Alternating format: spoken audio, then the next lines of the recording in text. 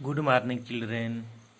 आज हम लोग चैप्टर 4 समास पढ़ेंगे।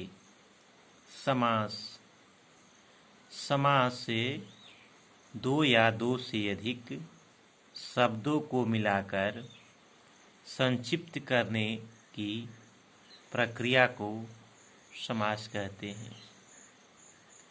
समास दो या दो से अधिक शब्दों को मिलाकर संक्षिप्त करने की प्रक्रिया को कहते हैं। ठीक, तो देखिए जैसे दिया है यहाँ पर रसोई के लिए घर, तो इसको संक्षिप्त करेंगे, छोटा करेंगे तो एक शब्द में हो जाएगा रसोई घर। तीन रंगों का समाहार क्या हुआ? तिरंगा। तो क्या कह रहा है कि छोटा करने की प्रक्रिया, संक्षिप्त करने की प्रक्रिया समास है। ऊपर दिए गए दोनों शब्द समास द्वारा बनाए गए हैं।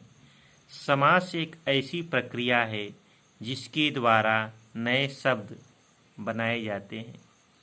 समास शब्द का अर्थ है संक्षेपीकरण। समास शब्द का अर्थ है संक्षेपीकरण। समास प्रक्रिया में दो अथवा दो से अधिक शब्दों को मिलाकर छोटा करके नए शब्द बनाए जाते हैं। ठीक, शब्दों को संक्षिप्त छोटा करके नए शब्द बनाने की प्रक्रिया को समास कहते हैं। ठीक, समस्त पद समास प्रक्रिया द्वारा जो नया शब्द बनता है उसे समस्त पद कहते हैं। समास प्रक्रिया द्वारा जो नया शब्द बनता है उसे समस्त पद कहते हैं। समस्त पद में दो पद होते हैं। पहला पद पूर्व पद होता है।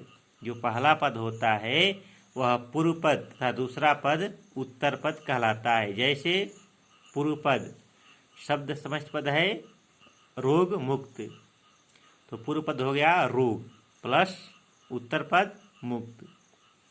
शक्ति के अनुसार यथाशक्ति, पूर्व पद यथा और उत्तर पद क्या है? शक्ति। ठीक, फिर आगे है समास विग्रह। समास विग्रह समस्त पद को खोलकर लिखना। समस्त जो पद है उसको खोलकर लिखना अथवा उसके पदों के संबंध को स्पष्ट करना समास विग्रह कहलाता है। उदाहरण देशवासी। देशवासी समस्त पद का समास विग्रह है देश का वासी। देश का वासी। ठीक, समास विग्रह पदों को अलग अलग करके लिखना। समास के भेद। समास के 6 भेद होते हैं। पहला है अव्ययी भाव समास, दूसरा है तत्पुरुष समास, तीसरा है द्विगु समास, चौथा है द्वंद्व समास, पांचवा है कर्मधारय समास, छठा है बहुव्रीहि समास। तो पहला देखिए अव्ययी भाव समास, जिससे समस्त पद का पूर्व पद पहला शब्द प्रधान हो तथा समस्त पद अव्यय की तरह कार्य करता हो उसे अव्ययी भाव समास कहते हैं। कह रहा है कि अव्ययी भाव समास में पहला पद प्रधान होता है और दूसरा तथा उत्तर पद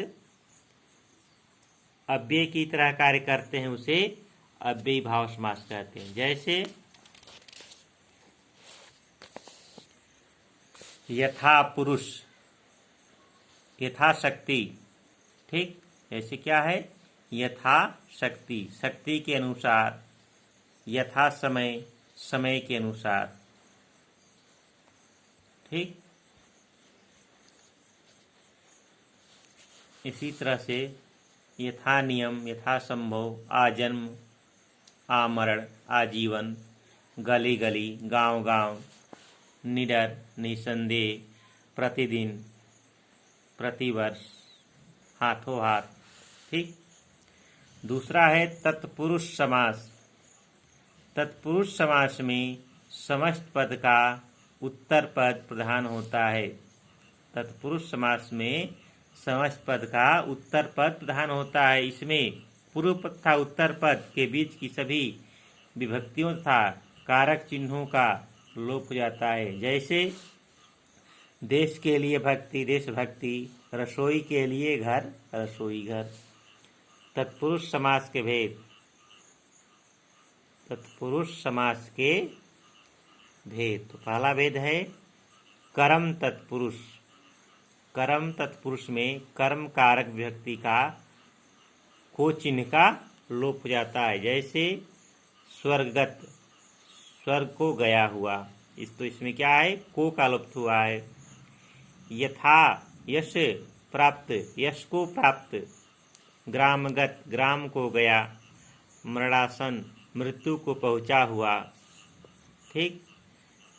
दूसरा दिया है कर्ण तत्पुरुष। कर्ण तत्पुरुष में कर्ण कारक विभक्ति से के द्वारा का लोप हो जाता है। अकाल पीड़ित, अकाल से पीड़ित, से का लोप हुआ है इसमें।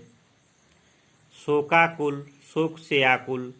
गुणयुक्त, गुण से युक्त। मनगढ़ंत, मन से गढ़ा। हस्तलिखित, हाथ द्वारा लिखित। मदांध, मद से अंधा। रेखांकित, रेखा द्वारा अंकित। भूखमरा, भूख से मरा। इसमें क्या है, इस सब में से का के द्वारा का लोप हुआ है। तीसरा है संप्रदान तत्पुरुष। संप्रदान तत्पुरुष कारक में संप्रदान तत्पुरुष कारक की विभक्ति चिन्ह के लिए का लोप होता है। गुरु दक्षिणा, गुरु के लिए दक्षिणा। सत्याग्रह, सत्या के लिए सत्य के लिए आग्रह। विद्यालय, विद्या के लिए आलय। राह खर्च, राह के लिए खर्च। गौशाला, गायों के लिए शाला। इसी तरह से डाकगाड़ी, माल गोदाम, प्रयोगशाला, हथकड़ी, युद्ध क्षेत्र, इस सब में क्या है, के लिए का लोप हुआ है। चौथा है अपादान तत्पुरुष। अपादान तत्पुरुष में अपादान कारक विभक्ति चिन्ह से का लोप हो जाता है। जैसे देश निकाला, देश से निकाला। धनहीन, धन से हीन, तो इसमें क्या है, से चिन्ह का लोप हो रहा है। अपादान तत्पुरुष में से चिन्ह का लोप होता है। पथभ्रष्ट है भयभीत, करमुक्त। गुणहीन, धर्मभ्रष्ट। रोगमुक्त, ऋण मुक्त, धर्म विमुक्त। पांचवा है संबंध तत्पुरुष समास में। संबंध तत्पुरुष समास में संबंध कारक विभक्ति का, के, की का लोप कर दिया जाता है। जैसे देखिए गंगा जल, गंगा का जल। देशवासी, देश का वासी। गंगा तट, गंगा का तट, तो इसमें क्या है, का, के, की का लोप हुआ है। ठीक। छठा है अधिकरण कारक। अधिकरण कारक। अधिकरण तत्पुरुष में अधिकरण कारक विभक्ति में पर का लोप कर दिया जाता है।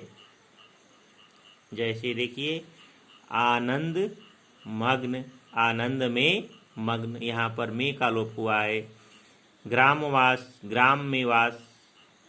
दही बड़ा, दही में बड़ा। दानवीर, दान में वीर।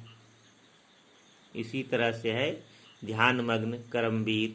व्यवहार कुशल, जगबीती, कार्यकुशल। ठीक। इसी तरह से सारे शब्द हैं जिसमें में और पर का लोप हुआ है। ठीक।